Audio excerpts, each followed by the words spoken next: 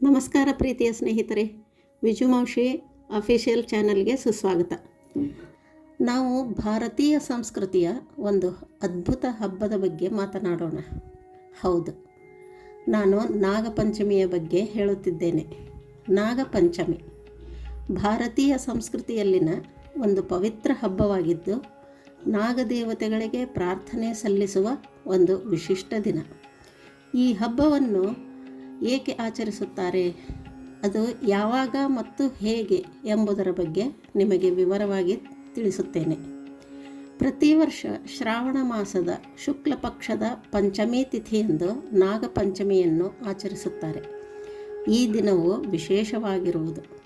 ನಾವು ನಾಗದೇವತೆಗಳನ್ನು ಸ್ಮರಿಸಿ ಅವರ ಆಶೀರ್ವಾದವನ್ನು ಪಡೆದುಕೊಳ್ಳುವುದಕ್ಕೆ ಶ್ರಾವಣ ಮಾಸವು ಭಾರತಾದ್ಯಂತ ಶ್ರೀಮಂತ ಸಸ್ಯ ಸಿರಿವಂತಿಕೆ ಹಸಿರು ಹೊಳೆಯುವ ಕಾಲವಾಗಿದೆ.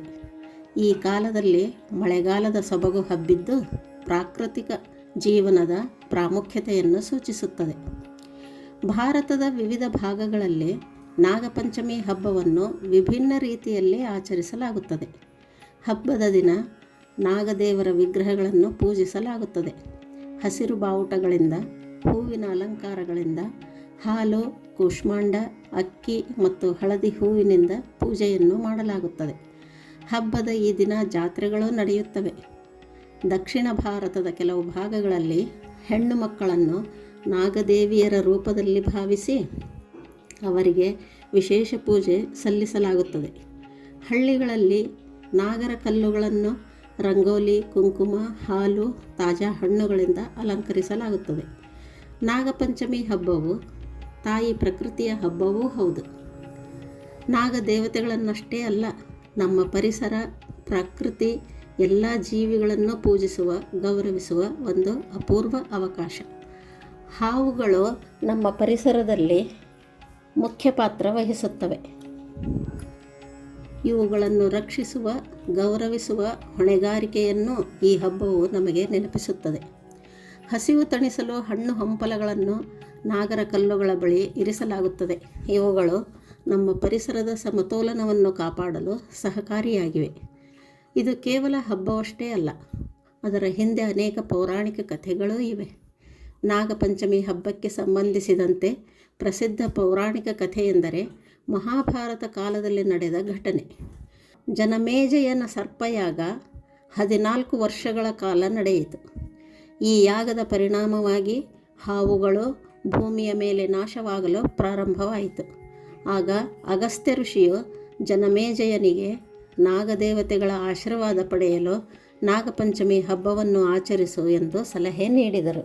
ಮತ್ತೊಂದು ಪ್ರಮುಖ ಕಥೆ ಎಂದರೆ ಶ್ರೀಕೃಷ್ಣನ ಬಾಲ್ಯದ ಕಾದಂಬರಿಯಲ್ಲಿರುವ ಕಾಳಿಯ ಮರ್ದನ. ಕೃಷ್ಣನು ತನ್ನ ಬಾಲ್ಯದ ಸಮಯದಲ್ಲಿ ಯಮುನಾ ನದಿಯಲ್ಲಿ ವಾಸಿಸುತ್ತಿದ್ದ ಕಾಳಿಂಗ ಎಂಬ ವಿಷಸರ್ಪವನ್ನು ಪರಾಭವಗೊಳಿಸದನೆಂದು ಹೇಳಲಾಗುತ್ತದೆ. ಕಾಳಿಂಗನ ನರ್ತನ ನಾಗಪಂಚಮಿಯಂದು ಹಬ್ಬದ ಮುಖ್ಯ ಕಾರ್ಯಕ್ರಮಗಳಲ್ಲಿ ಒಂದಾಗಿದೆ. ನಾಗಪಂಚಮಿ ಹಬ್ಬವು ಹಿಂದೂ ಧರ್ಮದಲ್ಲಿ ತಾಯಿ ಭೂಮಿಯ ಕುರಿತ ಪೂಜಾ ವಿಧಿಗಳನ್ನು ಪರಿಚಯಿಸುತ್ತದೆ. ಹಬ್ಬದ ದಿನ ನಮ್ಮ ಮನೆಯ ಬಾಗಿಲಿಗೆ ತುಳಸಿಯ ಗಿಡಕ್ಕೆ ಹಾಲೆರೆಯುತ್ತಾರೆ. ತಾಜಾ ಹಣ್ಣುಗಳು, ಹಾಲು ಮತ್ತು ಸಕ್ಕರೆ ಪಾಕವನ್ನು ಹಾವುಗಳಿಗೆ ಅರ್ಪಿಸುತ್ತಾರೆ. ಹಬ್ಬದ ಆಚರಣೆಯಲ್ಲಿರುವ ಕಥೆಗಳು, ಗೀತೆಗಳನ್ನು ಕೂಡ ಹಾಡಲಾಗುತ್ತದೆ. ಮಹಿಳೆಯರು ತಮ್ಮ ಬಾಗಿಲ ಮುಂದೆ ನಾಗರ ದೇವರ ವಿಗ್ರಹಗಳನ್ನು ರಚಿಸಿ ಬಾವುಟದಿಂದ ಅಲಂಕರಿಸಿ ಕುಂಕುಮ, ಹಾಲು, ಅರಿಶಿಣ, ಹೂವಿನಿಂದ ಪೂಜಿಸುತ್ತಾರೆ. ಮಕ್ಕಳಿಗೆ ಹಬ್ಬದ ಮಹತ್ವವನ್ನು ಹೇಳಿಕೊಡುವುದರ ಮೂಲಕ ಪಾರಂಪರಿಕ ಕಥೆಗಳನ್ನು ಶ್ರದ್ಧೆಯಿಂದ ಕೇಳಿಸುತ್ತಾರೆ. ಹಬ್ಬದ ಮತ್ತೊಂದು ಪ್ರಮುಖ ಆಕರ್ಷಣೆ ಎಂದರೆ ಹಳ್ಳಿ ಜಾತ್ರೆ. ಹಳ್ಳಿಗಳಲ್ಲಿ ನಾಗಪಂಚಮಿಯಂದು ಜಾತ್ರೆಗಳನ್ನು ಹಮ್ಮಿಕೊಳ್ಳುತ್ತಾರೆ. ಜನರು ಸಾಂಸ್ಕೃತಿಕ ಕಾರ್ಯಕ್ರಮಗಳಲ್ಲಿ ಭಾಗವಹಿಸುತ್ತಾರೆ. ಹಬ್ಬದ ಭಾವನೆ, ಆನಂದ, ಸಂತೋಷ ಹಾಗೂ ಸಾಮರಸ್ಯವನ್ನು ಎಲ್ಲರಲ್ಲೂ ವಿಸ್ತರಿಸುತ್ತಾರೆ. ನಾಗಪಂಚಮಿ ಹಬ್ಬವು ಪ್ರೀತಿ, ಶಾಂತಿ, ಸ್ನೇಹ, ಸಾಮರಸ್ಯ ಹಾಗೂ ಪ್ರಕೃತಿಯ ಮಹತ್ವವನ್ನು ಸಾರುವ ಹಬ್ಬವಾಗಿದೆ. ಈ ಹಬ್ಬದ ವಿಶೇಷ ಆಚರಣೆಗಳು, ಪೌರಾಣಿಕ ಕಥೆಗಳು ನಮ್ಮ ಭಾರತೀಯ ಸಂಸ್ಕೃತಿಯ ಗೌರವವನ್ನು ಹೆಚ್ಚಿಸುತ್ತವೆ. ಪಂಚಮಿಯ ಹಬ್ಬ ಎಲ್ಲರಿಗೂ ಶಾಂತಿ, ನೆಮ್ಮದಿ, ಸಮೃದ್ಧಿ ತರಲಿ ಎಂದು ಪ್ರಾರ್ಥಿಸುತ್ತಾ ನಾನು ನನ್ನ ಮಾತುಗಳನ್ನು ಇಲ್ಲಿಗೆ ಮುಗಿಸುತ್ತೇನೆ. ನಿಮ್ಮೊಡನೆ ಮಾತನಾಡಿದ ಆನಂದ, ನಿಮ್ಮಲ್ಲಿ ಹಬ್ಬದ ಸಂಭ್ರಮವನ್ನು ಹಂಚಿದ ಸಂತೋಷ ನನಗಿರಲಿ. ಎಲ್ಲರೂ ಸಿಕ್ಕರೆ ಆಡ್ತೀನಿ. ಅಲ್ಲ ಸಣ್ಣವ್ರು ಇರ್ತಿದ್ವಿ ಮಾಡ್ತಿದ್ವಿ ಚಂದವ. ಈಗ ಸನಿಯಾಕ ನಮ್ಮ ತಂಗಿ ಬರಲಿಲ್ಲ ಹಬ್ಬಕ್ಕೆ.